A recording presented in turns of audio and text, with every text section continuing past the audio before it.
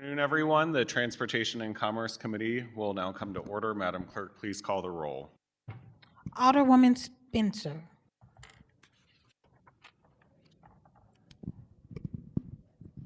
Alderman Ryan. Here. Alderwoman Schweitzer. Present. Alderman Browning. Present. Chair Cone. Present. Alderwoman Spencer. We have 4 present. We have a quorum.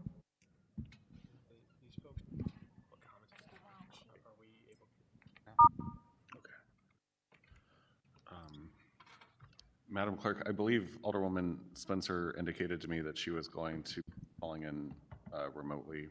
I don't know if she's on the line presently. Sorry, I didn't hear you. Alderwoman Spencer indicated to me that she might be calling in remotely this afternoon. So if you could keep your eye out for her on the virtual setting, that would be wonderful. Okay, I was just informed that she said her LA said that she would be on her way. Oh, great. Perfect. Okay. Thank you. Oh, that's interesting. So we called this hearing today to get an update from Metro with respect to Coloride, and then also the Green Line and other issues and whatnot from the committee. And we also have several organizations and members of the community here to testify as well, which here to also allow them the opportunity to speak on any of those matters and others as well. So we'll first have representatives from Metro come before the committee. And if you could introduce yourself.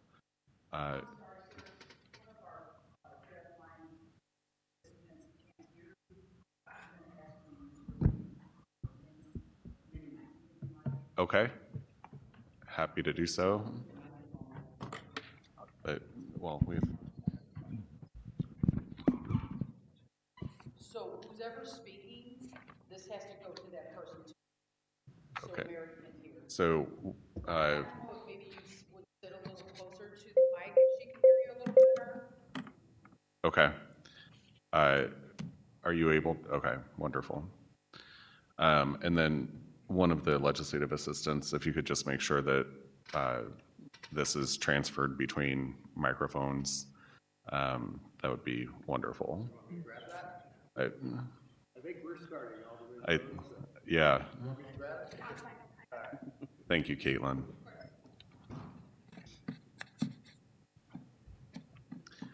And then just be mindful and bring the microphones closer so that everyone can hear. Thank you. All right, very good. Thank you. Mr. Roach. Caitlin, everyone, I hope everybody's good. So my name is Talby. Your microphone, Mr. Roach. Yeah, there's a button on the microphone. Press the button, look for a green There we go. light, right? Well done.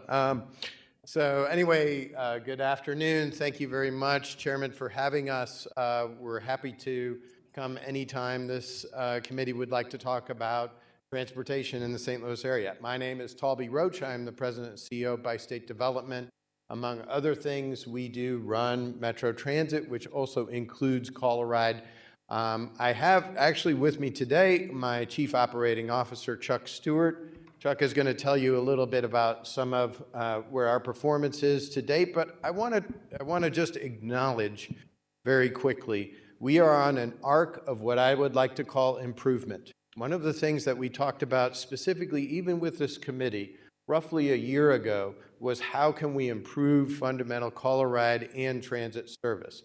We believe we are on that arc. It is not perfect, and we are okay with hearing those critiques. Critiques are about how we get better. So I wanted to just start the meeting by acknowledging that fact, but we do have exciting numbers that we're happy to share with you today.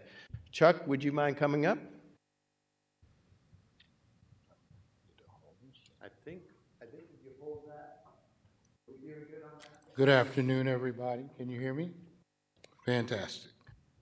So as Talby said, I'm Chuck Stewart. I'm the Chief Operating Officer for Metro Transit. I'm going to give you an update on our Coloride. Coloride is a complementary paratransit service that runs along with our fixed route system, which is MetroBus and MetroLink. About a year ago, maybe April of 2023, we realized that Colorado was not fulfilling the promise. It was not fulfilling the promise to the disabled community to provide the kinds of service that that community is certainly deserving of. We had issues, we had challenges. Staffing was a challenge. We need approximately 200 operators to operate Colorado effectively. At that point, we were closer to the 100 mark, maybe a little lower. We had a unacceptable number of denials of service, people calling in, asking for a ride, and we were not able to provide that service. We had a telephone system that was not providing the service, the access to our reservation system that was required. We had a reservation system that was outdated. Frankly, you know, it's all about being able to coordinate service, and we were not doing that very well at that time. As a result of that, we cut back on our Colorado service. Colorado is designed to work within 3/4 miles of our fixed route system, which is bus and MetroLink. It had far exceeded that. We had branched out beyond our capabilities of providing good service. So we cut back. And with that, there came some pain to our ADA community. Although they were experiencing pain already as a result of the way we were operating at that time. Next slide, please. So this slide is an overview of our ADA denials. As I mentioned, denials were unacceptable. Back before we cut service, our denials were in the 40% of service being provided at that time, which is totally unacceptable. Almost half the people weren't getting the rides that they were expecting to get. And as this chart shows, this shows from a point back in February of 2023 to currently in May of 2024, we have reduced that denial rate to our average 10%, 12%. So we've significantly improved our record as it relates to service denials. Next slide, please. This next slide talks about weekly trips. We provide about 6,000 trips a week at this point. Back in February 2023, we were providing, that's providing meaning completed. People got the rides that they were expected. So we've improved our service as it relates to fulfilled services from 5,000 a week back in February 2023 to over 6,000 a week currently. So our provision of service is improving as well. So we've done quite a few things over that period of time in order to improve our service. Next slide, please. We hired a consultant. The ADA community suggested that we do so, and we were perfectly willing to do that. We needed outside help in determining what we needed to do to turn our service around. We hired a consultant. That consultant not only looked at Colorado, but they looked at all of our service. ADA service should be available on all modes of transportation, including MetroBus and MetroLink. So we got recommendations from our consultant. We are continuing to engage him. He did this overall view of all services based on ADA regulations and basically graded each service division as to whether they were in compliance or not. The key item that we were not in compliance with had to do with the denials of service. We have also, next slide, please. We've also changed the leadership at Colorado. We decided that in order to implement the kind of impactful change that we needed to make, that we needed new people. We needed new vision, we needed new direction, we needed new management. As a result of that, we have changed. We have a new general manager at Colorado, and we have a new acting assistant general manager. And they are both improving our service through training and direction and organization. We're looking at all of our systems in an effort to provide, again, the best service that we possibly can. We have a new labor contract with Local 788, which represents our Colorado operators. We have significantly improved the starting wage at Colorado. As I stated previously, one of our key issues was manpower.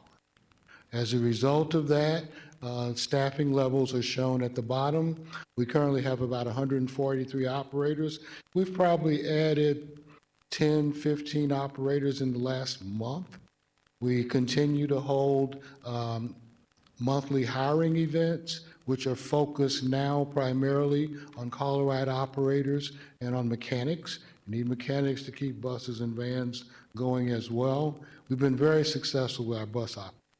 We've been able to raise the ranks of bus operators to the extent that we are starting to provide service, adding back service, primarily focusing on reliability and frequency, not expansion yet. Can't expand the system back until I can get Colorado in the position to do that as well.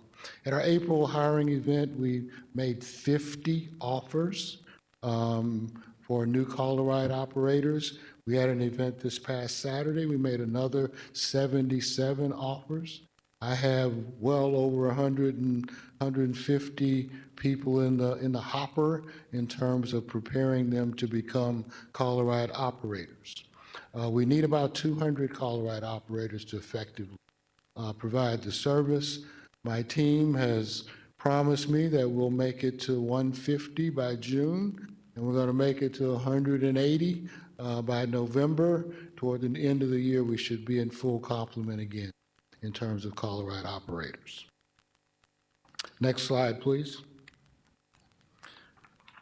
All along the way, we have been partnering with the ADA community. We have asked them to participate in this process.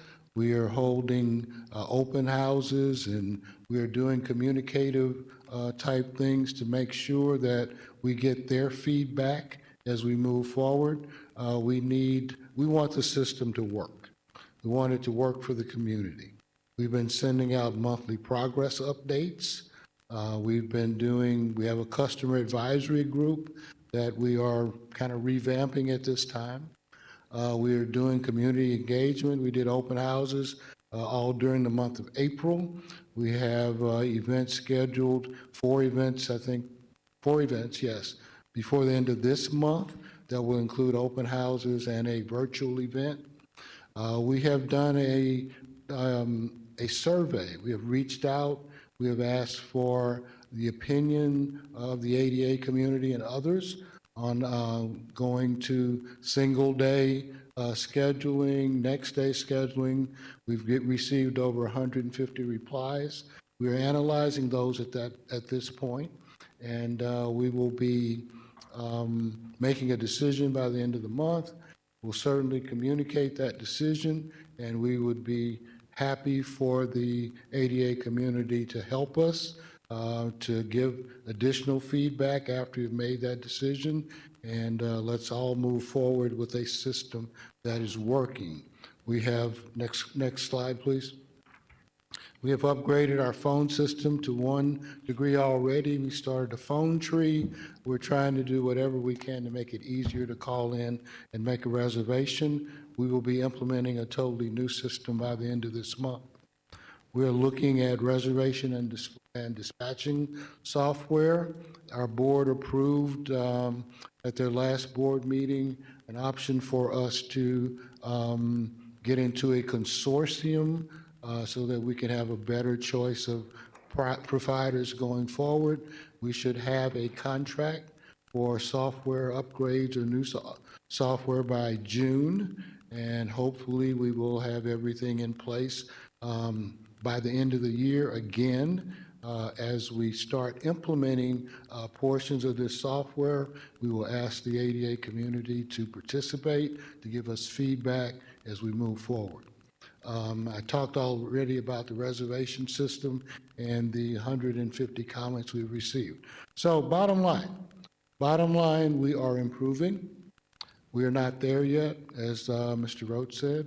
We're working diligently to reach the promise to the ADA community to provide the services that they richly deserve, not only in Colorado, but all of our services.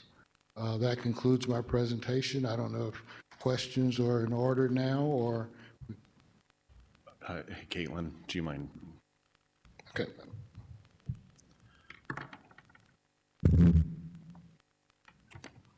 Thank you very much. I think we do have two items. One is Colorado and one is the Green Line. And I know the second half of the presentation has to deal with the Metro Green Line expansion. But I think for the purposes of the meeting today, we'll just take the two items up separately and we'll go ahead and I'll ask if there are any questions from the committee based off of the presentation shared so far. And then if there are people who have registered to speak either in favor or opposition, well, I mean, technically we don't have any board bill pending before us, so we'll just go ahead and take feedback from members of the community that are present. And then I'll allow the committee to follow up. For those of you that have joined us, I would still encourage you to provide your name with the clerk so that she can call upon you, and that we'll recognize anyone that wishes to speak. We'll have the opportunity to do so. We are working on a limited schedule today. I only have an hour total for the committee hearing.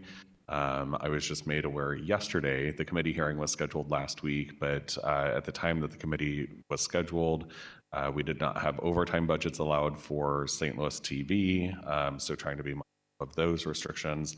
And also, we have our budget committee hearing process going on at the same time. So time slot availability for committee hearings is a little sparse at the moment. So I do want to try and accommodate everyone that has been here. So we'll try to limit remarks to 3 minutes or less. It would be very much appreciated. If you have not already, there's usually sign-in papers.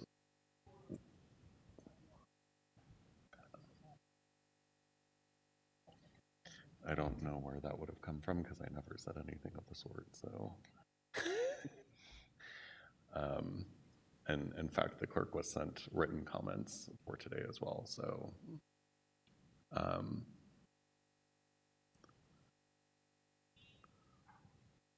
so I appreciate the flexibility of our clerk as we have folks sign in. And while you all are signing in, we'll go ahead and take questions from members of the committee. Vice Chair Spencer. There's a person in the audience with that's audio assistance. Thank you, Mr. Chair. Thank you for the update on Colorado. I'm very curious to hear from the members of the public who are here today before kind of weighing in further. Thank you.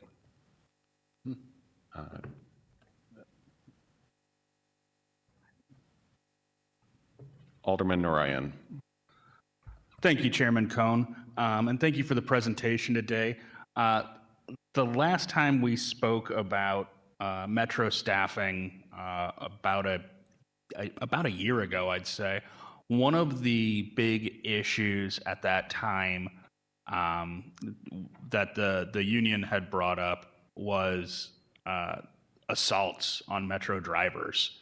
That there were ongoing assaults, particularly during the pandemic, and people were getting away from driving Metro or not as interested in beginning to drive for Metro, and that was really affecting the staffing levels and the morale of the staff. Do you have any indication right now if those are down, or is that still an ongoing issue?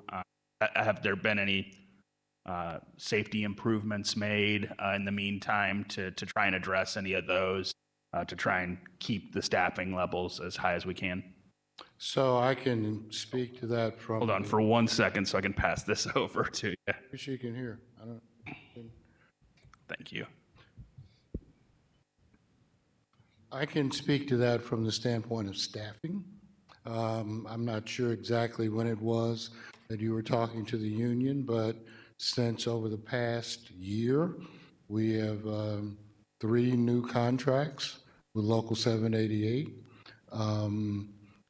I think we certainly recognize that there were issues that were causing us to have higher attrition levels than usual. I think we took care of a lot of those in the contract process because we have certainly been more successful recently in terms of not only attracting and retaining, but retaining existing staff members. So those things I think have worked. I think Mr. Roach would probably be better to approach the security question. Thank you. Yeah, thank you. Just so 2 very important developments. One of the things that we started was with, we started a operator assault working group, which actually has members of 788 on that working group. And within that, we take video evidence associated with any of that. We kind of work through what are those issues, what are the things that we can do. And there's been significant progress with that. All of our current vehicles do have a plexiglass shield barrier that is movable, that was worked with our union partners. We did retrofit some of our older vehicles with a less rigorous version of that, but all of the new vehicles will have that. But it's a really, really important point, and one of the successful things about the new contract that actually Mr. Stewart deserves quite a bit of credit for is getting our union partners input into the very pieces of the contract that make a difference. And some of that has to do with support, both in mental health, and also Mr. Stewart and 788 have been instrumental in creating a mentor program through our union partners. They're very active right now and has been very helpful in taking these great folks with 20, 30 years who are able to have the normal de-escalation techniques, and can talk with their customers, who are all part of security. Just like a neighborhood, I like to think of transit as a moving neighborhood, and that kind of human interaction is a lot of times what can make things better. We've been working very hard at that, and the union partnership is a really key element. Thank you. And actually, Alderwoman Schweitzer. Thank you. Thank you so much. Thank you so much for being here. I really appreciate it. I wrote down many questions while you all were talking, and I'll only ask a few because I know we're short on time.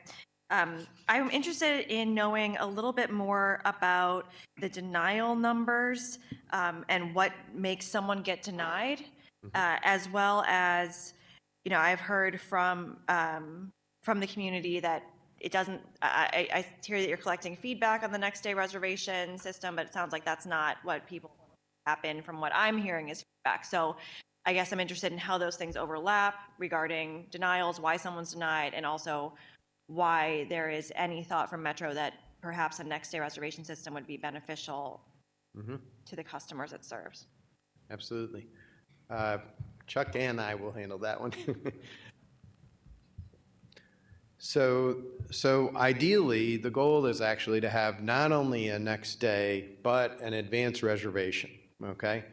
We're not at the staffing level that we can support that right now. One of the key problems with advanced reservations is when we did an analysis of that, especially on a 5-day, what we had was the normal circumstance within people's everyday lives that there was a lot of cancellations. cancellations by their very nature are inefficient. And our biggest point of scarcity is drivers.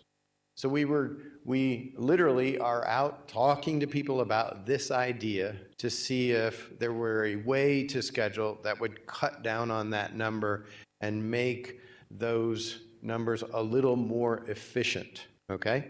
It may not work, okay? I mean, or we may have this exact discussion and some people will, or the overwhelming majority of people may think that that doesn't work. But it is a mathematical way for us to try to deal with that scarcity. Is that a fair comment, Chuck? Okay. Denials typically are done strictly on capacity, whether it is capacity of vehicles or of operators. As you can see over the past 16 months, moving up our weekly capacity to nearly 6,500 a week. Chuck, you said 6. I'm going to go to the higher number, is great progress. And ideally, the goals are to have a hybrid reservation system that I think had both, and that we had 0 denials. Ladies and gentlemen, I'd love if we were at 0 denials. We're on our path to it, and we need to employ different strategies to make this better. And I think we need to also listen to what the public has to say about what are the aspects of our proposals that may work or may not. And you had mentioned by the end of the month, I think you'll just answer my question with using my question in your answer.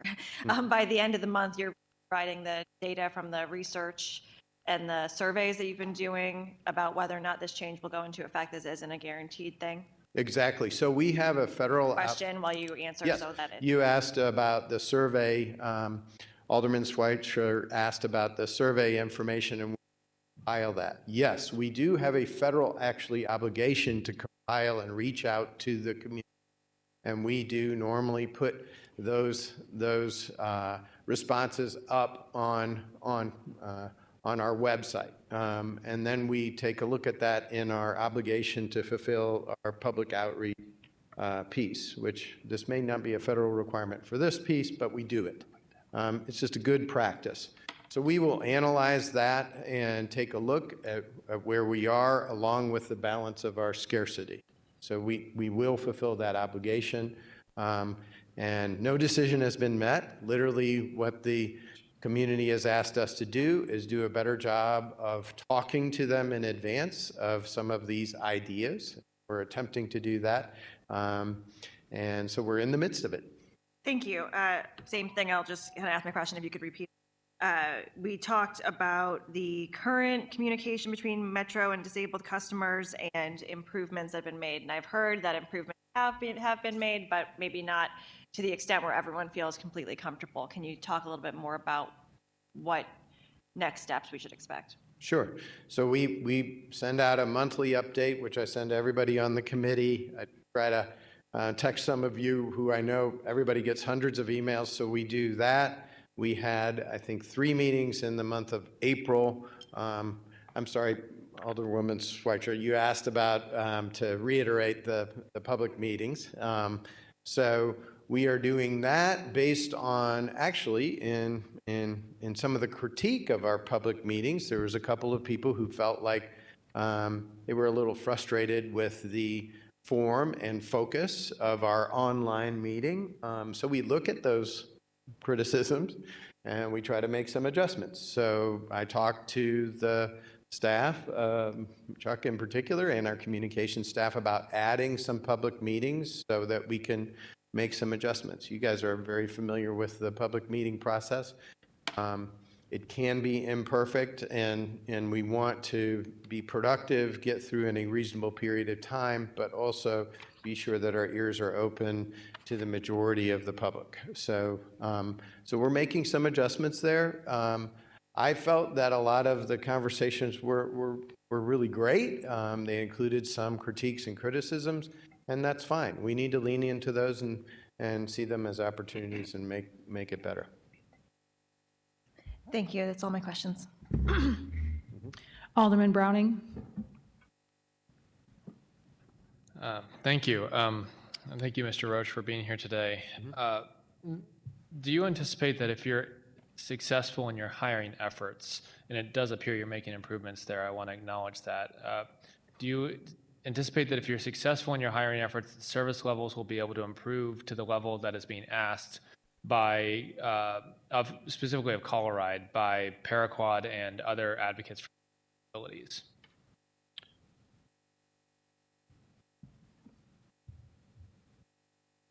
So it's a one step at a time proposition. We have already, in fact, so this is a tiered system of transit that includes Coloride to the disabled community and the whole community.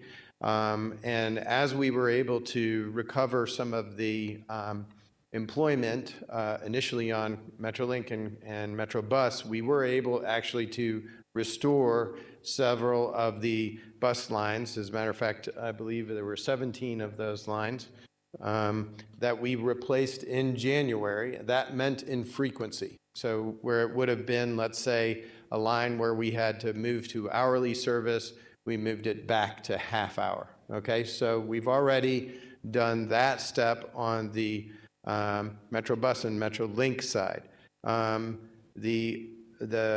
Now we need to, our focused goal is to move to zero denials. Once we get to zero denials, we will need to analyze what is the capacity of the system that involves both employment and rolling stock. Both employment and rolling stock are long-term situations. One of the things that we often hear from our customers is to be sure that we have properly trained employees. And in that, I want to be very specific. It's difficult to drive a 40-foot bus down Grand Avenue. Not everybody can do it. Not everybody can be a qualified Coloride employee. They cannot. We need to go through all of the aspects of training to be sure that our customer base is used adequately. So there is some lag in that employment. So then we will look at then service area. One of the issues was that we did reduce our service area because it was exceeding the federal requirement. We do need to look in a very measured way of whether that is indeed what the community is asking for. Does that hurt the majority for the service of the few? Okay? Some of the areas where we reduced service, primarily in St. Louis County, just because it is not as dense, there's not a large population in there. We have to look very carefully of whether that efficiency is necessary. For instance, if we soak up a van, a whole van and a driver, does our core service, where there's more density, suffer? So I'm not trying to avoid your question. I'm just saying that it is complex, and it would be improper for me to make that commitment on service area at this time until we have some improvements in our fundamental employment. Here we go. Thank you, and I do acknowledge that there's a lot of moving parts and a lot of logistics here, and I understand how complex this can be and that we have goals to move towards. But if I'm reading this letter correctly, the February operation report reported 7,000 denied rides. So it seems like if we're on the path towards getting zero denials, we're not very far down that path yet. And I want to emphasize that while I do understand the complexity of these systems, at the end of the day, what matters is the service to the people that are out there that need that service. And so, I urge you to continue to be part of this. And I think what I'd rather focus on is how people are involved in the decision making, especially people that are affected by this, who are most dependent on these services. So one of the asks that has been made of you is to have your board meetings open to the public. And I did hear that you said you were looking at possibly having more public meetings. But I want to just kind of point out, I myself have attended a board meeting via Facebook as a member of the public. And I might as well have been watching the meeting on YouTube. I did not find it, to be a place where I could engage, where I could even feel like things were being heard. I find this lack of engagement with the public troublesome because this is an agency that is ultimately tasked with serving the public. Are you able to include public comment at your board meetings in the future?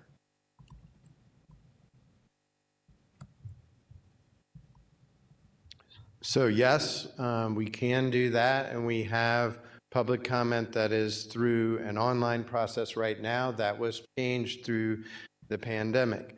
My county board chairman, Chair Simmons, just announced and will announce again at the 23rd committee meeting that we will carve out some time at the beginning of meeting to have a little bit more robust public comment during that period of time. And that is an initiative by the Board of Commissioners upon a joint working through how we can get through a very substantial board and committee agenda. So we will be implementing that actually in the June meeting. I do not have all of the exact details. It'll be similar to this. Like, I think it's a 2-minute. We ask the public to try to put their comments together. I have had board members, and will continue. Look, it's very important that we continue this arc of having more public meetings on a staff basis. And Alderman, we're absolutely committed to that. We're committed to showing up to this committee anytime you want. I will answer emails or calls or any way to do that. We do run an organization with almost a $400 million operating profile. We do deliver over 6,500 rides on a call ride basis per week. So it is significant. And so we have to try to be very careful to balance a good, robust conversation with the public. What I always try to talk about when I'm out working on this, and I believe in the public process, is that we will show up, we will listen very carefully, do our best that we can to deliver the service you're asking for. But I do not have a magic wand nor an unlimited budget. So what we try to do is be sure to listen. And I ask the public to also engage in what I think is the 80 to 90% solution. I can listen, we can take care of what are the comments, but I also need to come up with a budget that I'll have to pass in front of you that is within our resources, and that there has to be a balance there. And I respect and very much understand your comments. I think they're apt, and I'm thrilled to say that Chairman Simmons has, and the whole entire board has thought, let's carve out some time at the beginning of our meeting. We're going to start that in June. Okay. Thank you. That's very encouraging to hear. And again, I want to emphasize that I understand the complexity here. I think that part of having a trust in a system, and when you have a service that serves the public, which is what this is, it's including people that are affected by those decisions. The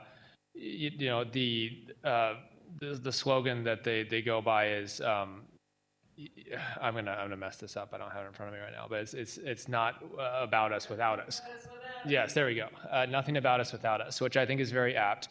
So my final question for you is, what steps are you taking to include people with disabilities in the planning around improvements to Call Ride and any other services that Bi-State offers?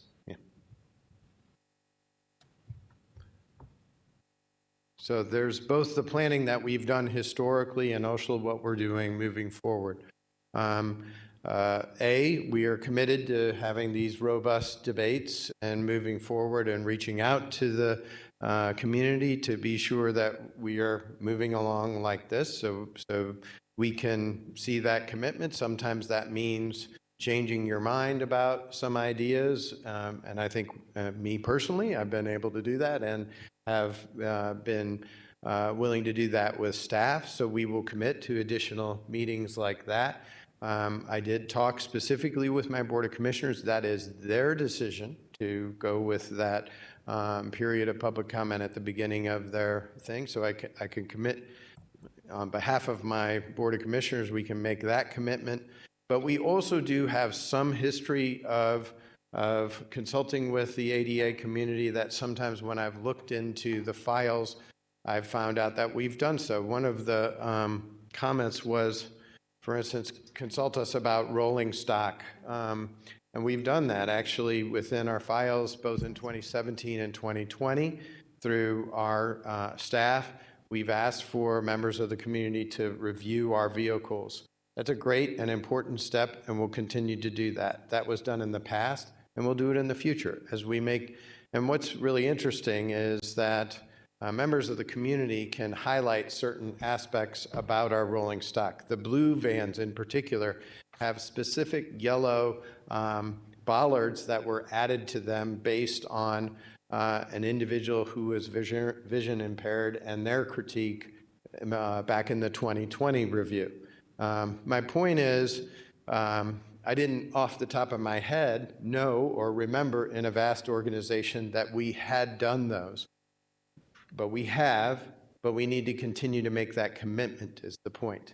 And so I do appreciate both the community's patience with us and your patience with us that that commitment must be made and has to be shown in evidence.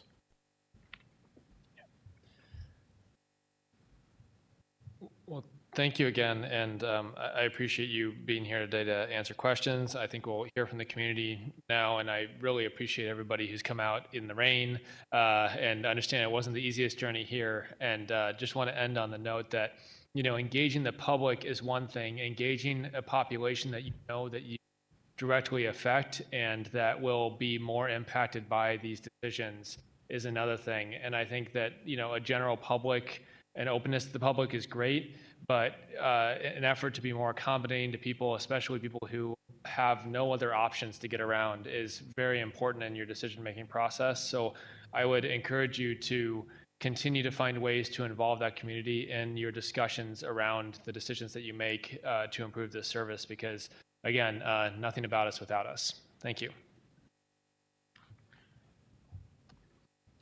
Thank you. And Vice Chair Spencer indicated that she has a follow-up question. I'll just keep it really quick.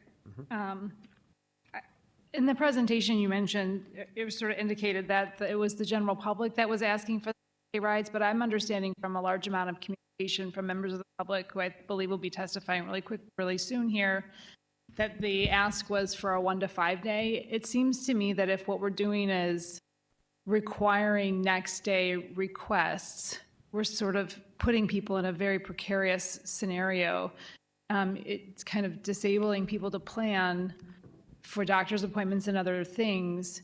We'd almost be better off to, if to kind of, curious if you've looked into saying, okay, maybe just 2 days a week or some way in which people could plan necessary appointments. I would hate to leave a ride to a necessary doctor's appointment to a precarious 24-hour notice situation. I would not feel comfortable doing that. I hate putting other people in that position.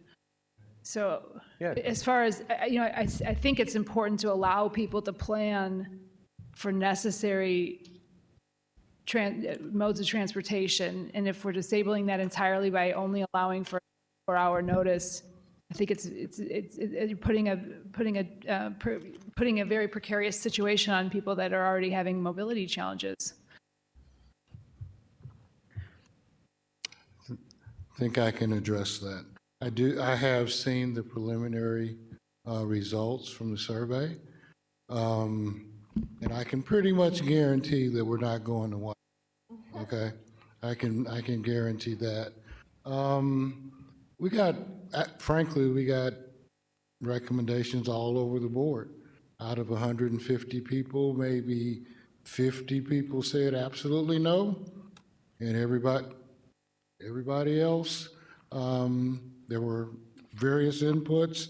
There were probably at least 6 different options that were suggested. So we're using that information at this point to decide upon something. We'll probably do it as a pilot to start out. We'll make the community aware of it. We'll have additional hearings about it before we implement it, so there'll be plenty of time. And then we'll work with it for a while, and after 3 to 6 months, if that's not working, we'll try something else.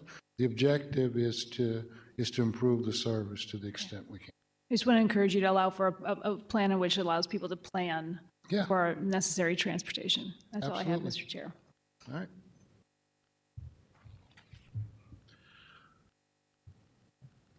Okay. Thank you for the presentation and, the committee for your questions. I think, we have a large group of folks here who braved the elements to, make it here to share their thoughts with us today. So I'd like to take the opportunity to welcome them and allow them the opportunity to speak.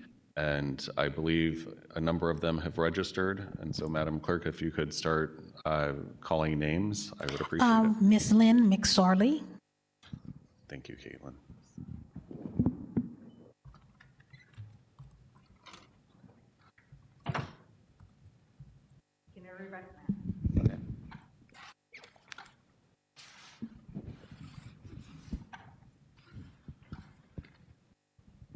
Let me try it this way. Okay. I want to thank my 8th Ward Alderman Kara Spencer and Chairperson Owen and the Board of Aldermen for the opportunity to speak today. I started using ColorRide in January 2012 when, due to multiple sclerosis, I was unable to drive. I continue to use my 4-wheel walker on ColorRide Monday through Friday for work and occasional doctor appointments. I had no problem setting reservations on Mondays and Fridays. I stopped working in June 2013. I was able to rely on family and friends to transport me using my walker as needed. I started using a power wheelchair March 30th, 2020. From that day to this, I rely on ColorRide to transport me to doctor appointments and ADA-accessible social events. My apartment building has a van with a lift to take residents grocery shopping once a week. As of April 30th, our driver retired. I use my power wheelchair and ColorRide for grocery shopping. A family member or friend takes me using the walker or foldable wheelchair when my destination is non-ADA. I try to set my doctor appointments for late morning. I also add in an extra 45 minutes to hour after the end of the appointment. I've been on the van for 1/2 to 2 hours for the ride home, so I try to grab a quick lunch before I return for the pickup time. I call 4 days in advance to be sure I get my times. I start calling at 7:30 a.m. It can take from 2 to 50 minutes to set my reservation. Since the new phone system in February, when I press number 3, the recording continues. I then hang up and start the process of redialing until I get into the queue.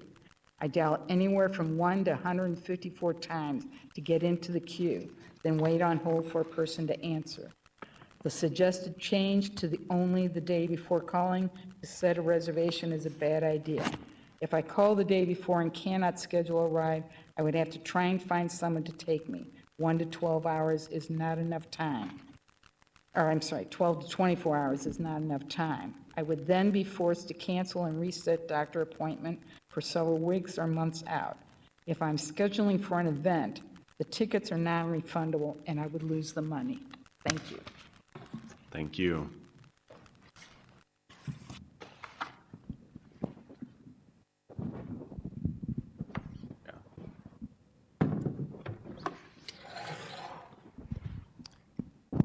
Next, we have Ms. Brenda Cole.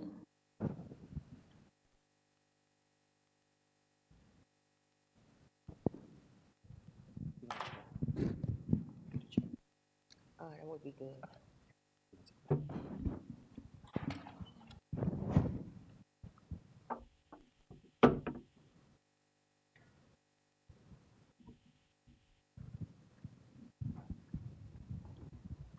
Hello, my name is Brenda Cole.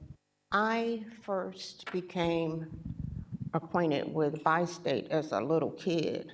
My mom did not know how to drive, and my mother had a disability. And so we went everywhere on the bus. We went to doctor's appointments. All of our medical appointments were in St. Louis, in and around Barnes Hospital.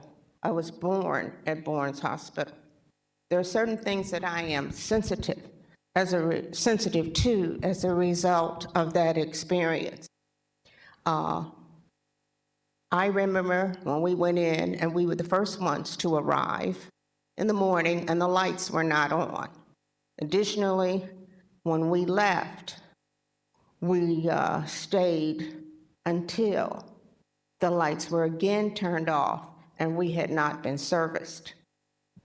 My doctor, who helped me with, I guess, issues that came around my birth, was Dr. Helen, can't think of her last name right now. Maybe it'll come to me. Incidentally, that is my senior moment coming in. I hope that all of us live to understand what senior moments are, for us to understand what going through the aging process is. We start at one place when we're born, and maybe we may have improvements or things that are done that can help us to accommodate what we were given at birth to deal with. Others of us don't find out until later what things we may have in store for us. But one thing is very sure. If we live to be a senior citizen, which is what I am and what I take pride in being, if we live to be a senior citizen, then I believe in God. I don't know if that's the blessing that we're supposed to get. I feel that that is the blessing that I received today in coming here and deciding to be here. There are many things that you go through as a person with a disability, and I'd say probably maybe more so than just people who age on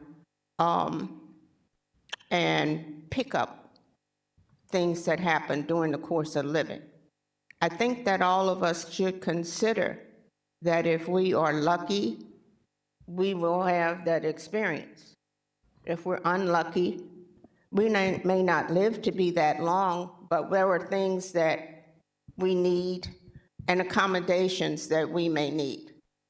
You can think that you're okay, and you don't know what happens along the way until you get there, unless you are born and have a disability.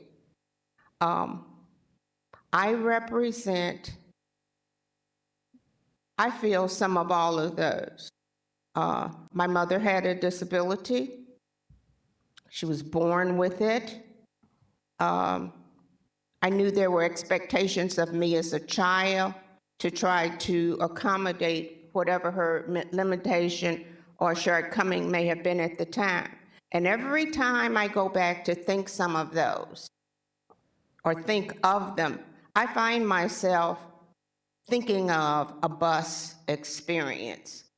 Now, a lot of things have gone on with public transportation and the bus. My mother did not drive, and I remember when I saw her she wanted to drive. I saw her try. And what I noticed was that she always put extra effort in. And I think that that is the thing that is salient in making me feel that when I have a stumbling block, then I am just supposed to go further. And I think of my mom, and I'm very glad and grateful that I'm able to remember that experience. I came from parents who definitely took extra steps just in being citizens. They did some things that it took me until, say, maybe about, I guess maybe the last 4 or 5 years to recall things that they did for me as a child to make me understand what my entitlements were. There wasn't a bunch of conversation at home about that. There was living by example. I have other people in my family who, some people married people that had and have disabilities, and they may not be here. I'm talking about, I don't want to go into a whole bunch of it because I know you asked us for 2 or 3 minutes.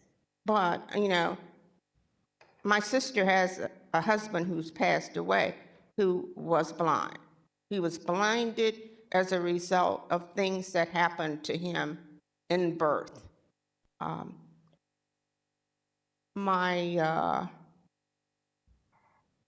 Well, I know that if I think about my grandmother, I know she had a medical condition that she left this earth with, and it's a condition that affects many people who live in this area. We know from the things that happen and the growth that's taken place at Barnes Jewish Hospital that cancer is a real issue. It's an issue regardless of what you may be born with or born without. I watched my parents, I watched relatives go through different things to go to work, and I know that they were contributors to their lifespan. And so based upon that and the young people that I see, I have a niece, a great niece, who was born deaf, and she can't speak. She thinks she can speak, but she can't. I am saying that we need to be more cognizant of being accommodating and inclusive of people who have issues. We don't have to know necessarily what they are, and they shouldn't have to prove everything to the world. You can see some things, others you don't see. There may be a combination of things. But what I am saying is I don't see the level of improvement that should be in the public transportation system. Buses that were cut out, lines that were cut out. People need a way to think that they can step out of their situation sometime and go out and just be normal and human as they can be in the situations that they have to deal with every day. And it shouldn't be in terms of having to worry about who's going to rush around or hurry around in order that they don't have to accommodate them.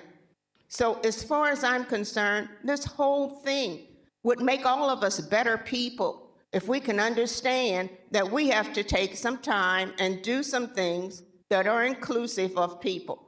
Even the ones that you may not expect, they can have some of the most horrific things that they have to deal with. I thank you for your time.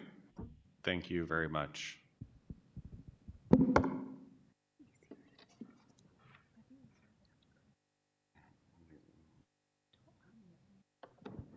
Next, we have Dwayne Gruis.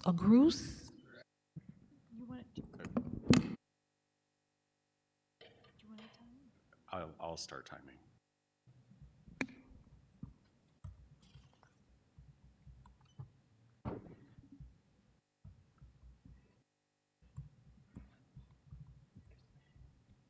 Thank you. My name is Dwayne Gruis. I work for UCP Heartland. Mr. Gruis, could you come a little closer? Here, put it. I work for UCP Heartland, and my employer has allowed me to change my schedule to be able to get my rides to go to work every day. I'm on the phone every day at 7:30, and usually it takes me about 30 minutes to 45 minutes to get my rides that I need to every day. So my fear is that if it goes to a next day service on Sunday when people want to take off and don't show up for work, there's not going to be enough people to make my reservation for Monday morning. So that's common that a lot of drivers take off on Sunday and a lot of people don't want to work on Sunday. So that's very important. What I would really like to see is that Metro would focus on trying to restore service first. They cut off a bunch of service from people who really need it. And I think some of their trip denial numbers are less because people learn quickly that they can't get the ride. If they can't get the ride early, they don't have a chance. But there's a lot more people out there that could be served by the service if people knew they had an opportunity to get the ride that they needed. So Kansas City, for example, uses a 14-day advance notice service, 1 to 14 days. I think that would be great because it would address the issue of things that come up at the last minute, and it would give people a chance to, like for me, I could do a ride, all my rides 7 days in advance. So that's one call for me for all 7 sets of rides. So I would like to see Metro solve the problem in a way that they serve more people quickly and get the service back online quickly, and not this instrumental system where they piece it together, because there's a lot of people out there that need service that aren't even trying anymore because they already know that they can't get in. And I really work hard to make sure that I get my rides. It's really an effort on my part every day. That's kind of what I have to say. Thank you very much.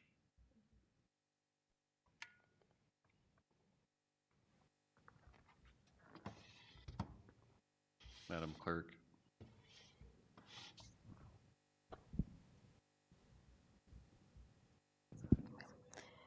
Itia Umana.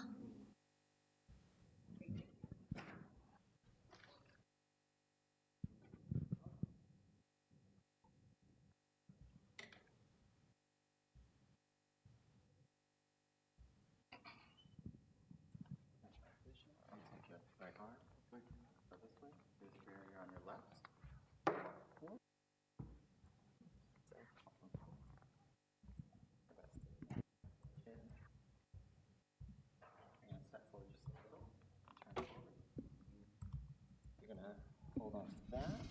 Chair is right behind you.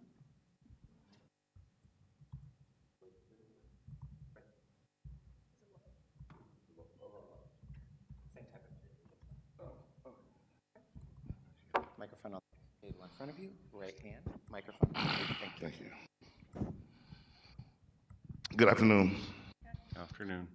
My name is Ate Fiumana. I'd like to thank the board for having this hearing and allowing Bi-State Metro to give their perspective so we can get a little bit more understanding, and also the public to give their perspective. And I want to hit on, I think, just about 5 different things. I live in the city. I ride Call a Ride. It helps individuals in the area to have a sense of normalcy in abnormal circumstances oftentimes. So it's important for people to go to church, go to work, go to school, go to the gym, go, various places and so forth. And it's a lifeline, and it's super important for a lot of people. Now, what the citizens are asking for is a robust, comprehensive, technologically advanced, and transparent service. That's it. And it has taken newspaper articles, protests, radio, television, and so forth to get Metro to the table to actually begin in a small way to begin to listen a little bit. It is important to have, an understanding that what we're asking for is not much, just that we are listened to. Mr. Roach was not being honest earlier when he said that we're going to allow for a little more time during the commission meetings. A little more supposes that there's some time that's going on in terms of giving feedback. There's none at this point in time. So again, it's just little things like that that are a little bit annoying. just in general, just be honest. And I think that there's a big difference between, the human dignity that I'm asking for, and what their conceptions of human dignity are in terms of engagement with people. Engagement does not mean that you are setting the agenda. You set it collectively with the individuals so that you make sure that their points are getting across, and that's not what's happening right now. One of the things that is also very disturbing to me is this next day policy. It will not work. It comes from a perspective and point of view from a consultant that they hired, Jeff Segovia, who is supposedly the ADA guru. Just because you call yourself the ADA guru does not mean that you are a guru in any sense. This individual, if you look at some of the YouTube videos, is an individual that looks at things in a very de minimis fashion and looks at what is not possible as opposed to what things are possible, and look at the ADA as a floor, as opposed to as a ceiling instead of the floor as a floor. So there are a lot of very disturbing things that are happening as it relates to Metro. One of them, it still reminds me of is the October cyber attacks, where you had various individuals that missed 6 days of wherever they needed to go as a result of the cyber attack. And it wasn't the cyber attack just in and of itself that was problematic. It was the fact that, as Mr. Roach said earlier, Metro is a $400 organization with many different capacities with that $400 million, rather. And to not have any contingencies, no redundancies, where individuals, when you go to dialysis or when you go to certain treatments, you have to sign a waiver, medical waiver, it's boilerplate, saying that if you miss a day, up to and including death is a possibility. And for this entity to not look at their cancer patients, dialysis patients, have any kind of contingency, it's abysmal. And in any reputable organization, they would be fired immediately. So we're at time. Okay, sure. Yeah. So I just wanted to thank you all for allowing us to speak, but we don't want the next day services. We need to make sure that there is transparency. We need to make sure that there are individuals in various organizations that are part of the commission, and we need to be taken seriously in order to make sure that the community is more viable and robust, and individuals are able to get the doctors and work and so forth. Thank you. Thank you.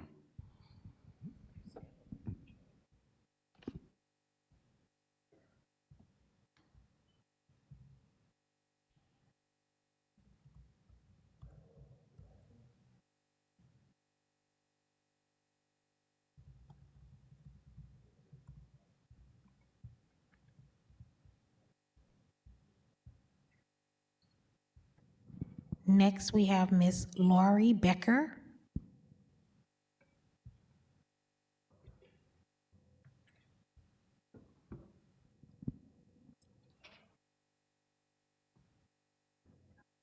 Where do I go?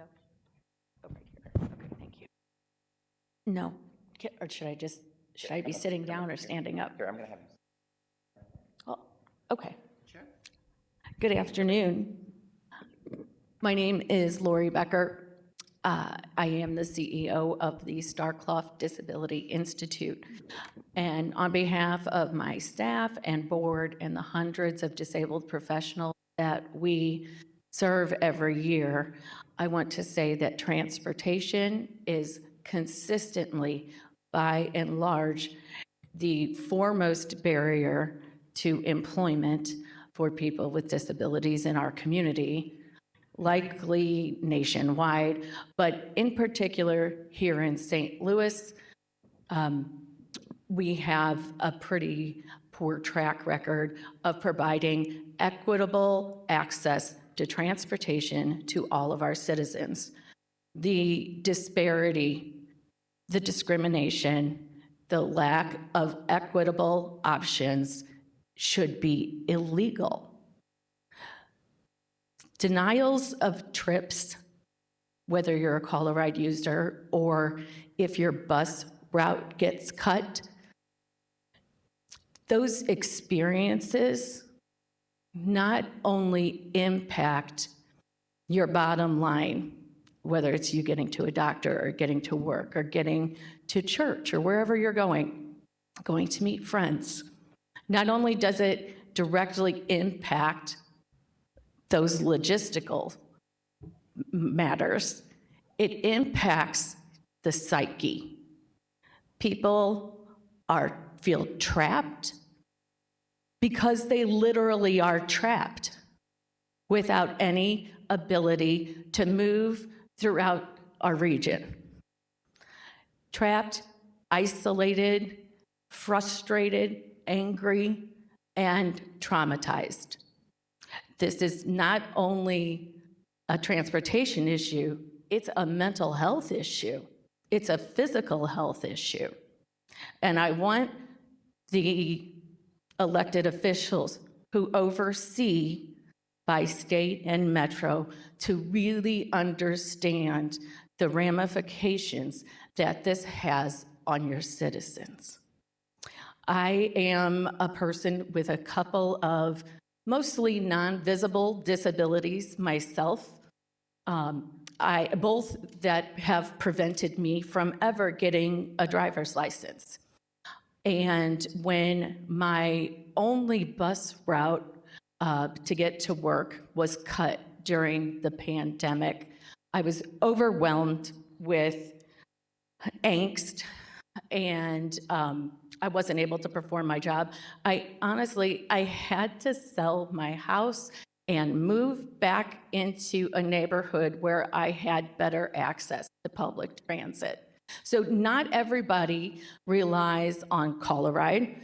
The public fixed route systems need to be supported and expanded.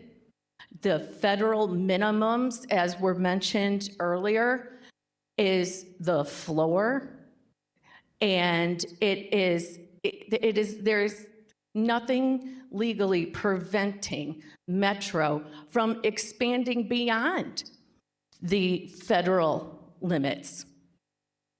So I know other people want to talk as well, but I want to appreciate and amplify the comments about nothing about us without us. Metro not only needs to continue to seek public comments and make every single aspect of those public comment sessions accessible for everyone, but they should also be hiring people with disabilities at all levels through the organization. Not just operators, but every level possible. There's one ADA coordinator who does a great job, but that's one person. They need people at the table who have skin in the game and know what's best. So I encourage the organization to continue to hire within its ranks people with disabilities, because we know what is best for us. So whether it is a 1-day system or a 5-day system, flexibility is key to our community. Some people can plan 7 days in advance. Some people need on-demand service. On-demand service. Just the way non-disabled peers can move about through our community, we deserve the exact same treatment. Thank you.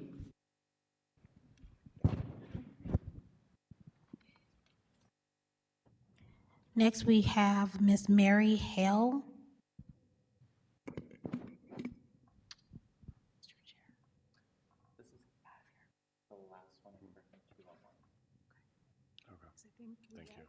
Thank you. We just have to wrap up at 4.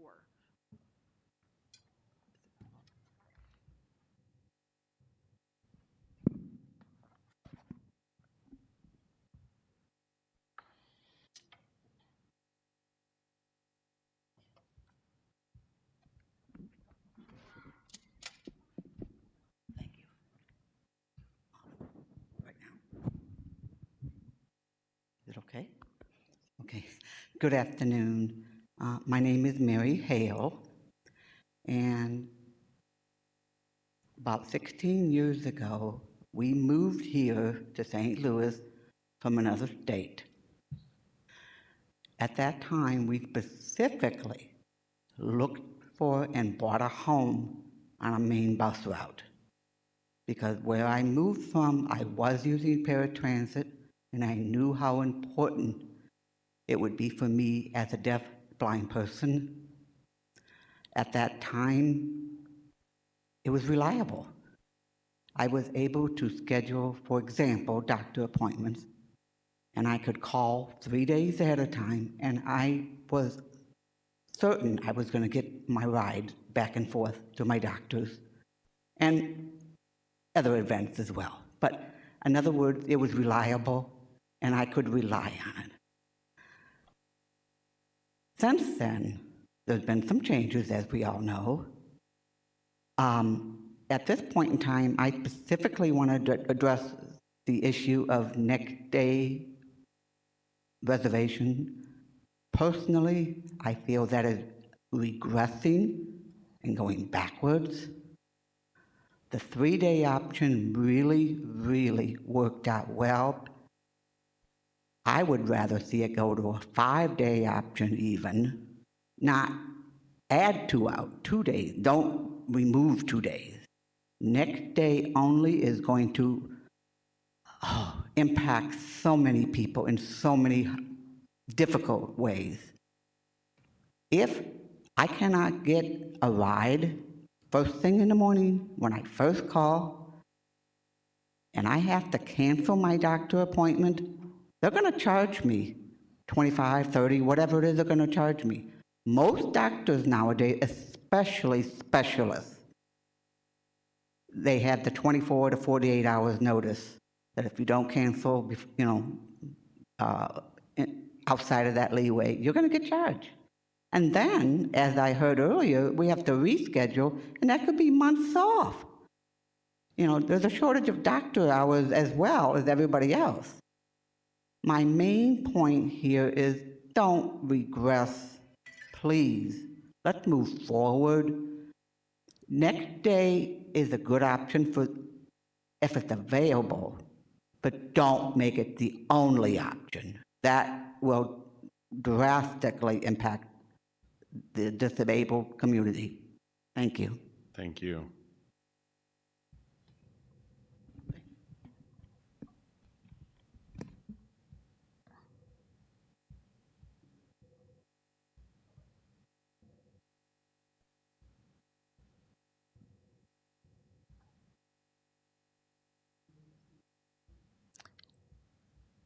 Next, we have online.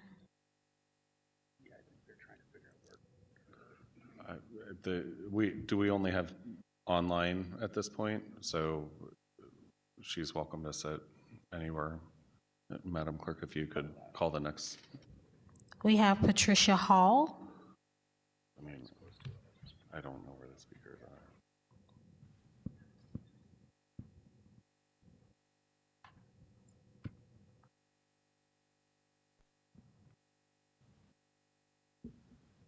STL TV, do you see Patricia Hall?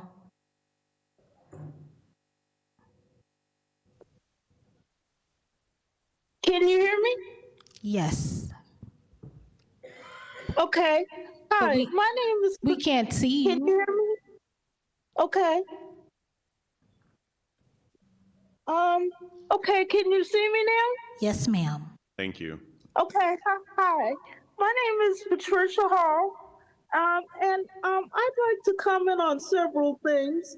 I've been listening throughout. First, let me say that I have seen some improvements. Metro still has a way to go. Let me first preface and say that I am a former employee. I used to be the director of ADA services at Metro, so I understand everything that Metro has been doing. I understand how Metro works and all of that, and Metro. has got a lot of things that they need to fix. They've been doing far more than they needed to be doing. So I understand all of that. And so Metro's got a lot of education that they need to be doing. And as a person with a disability, they need to use, they need my experience in there somewhere. So Chuck, I need to get with you on the side and figure out how I can help you with that. As a person who uses this service, I need to help you with some of this. But anyway, I have seen some improvements, but we've got a ways to go. But let me say this. This is a community problem. We're not going to solve this overnight. The buses have to be restored. We need a robust transit system in order to get what we want. Colorado, we need an affordable transit system. We want more out of Colorado than it was designed to do. Metro overextended Colorado, and we want a $2 service to take us everywhere, and we can't do that with the way it was doing it. And another thing that is really important to me is we got to find a way to retain those operators. And I found out that we don't have a true retention plan to retain the operators. And so that concerns me. And I understand that we're not going to probably implement the 3-day scheduling, the 1-day scheduling window, which I think would be horrible from a personal perspective.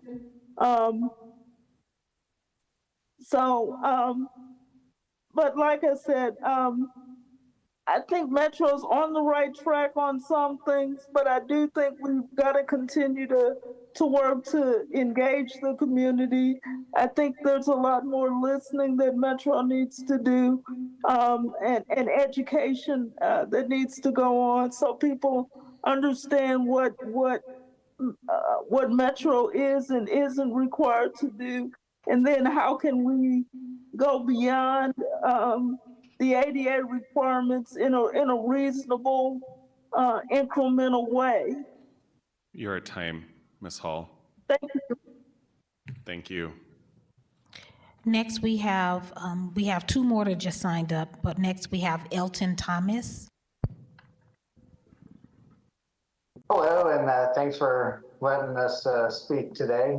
My name is Elton Thomas. I work at the Lighthouse for the Blind, also serve as Vice Chair of the Board of Directors of Paraquad.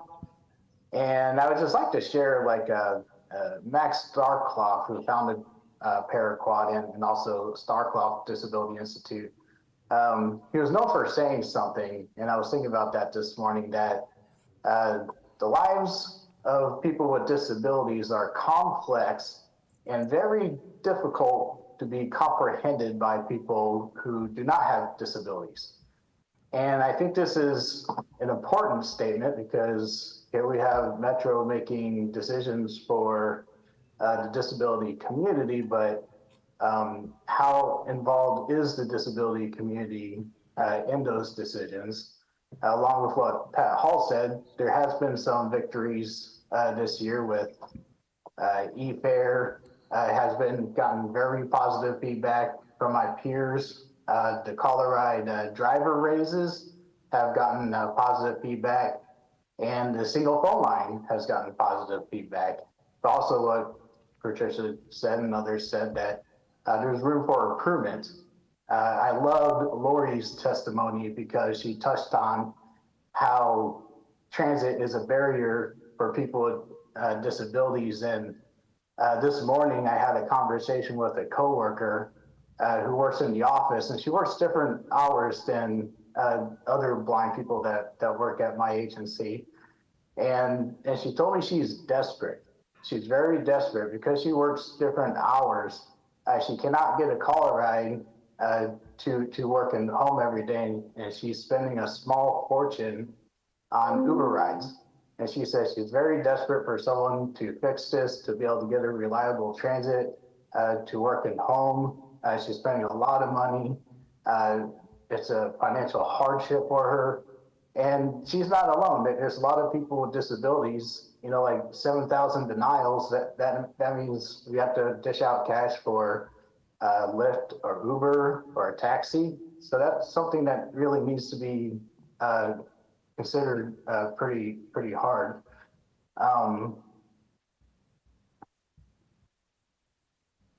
You're at time, Mr. Thomas. Huh? You're at time. Oh, my time's up? Yeah.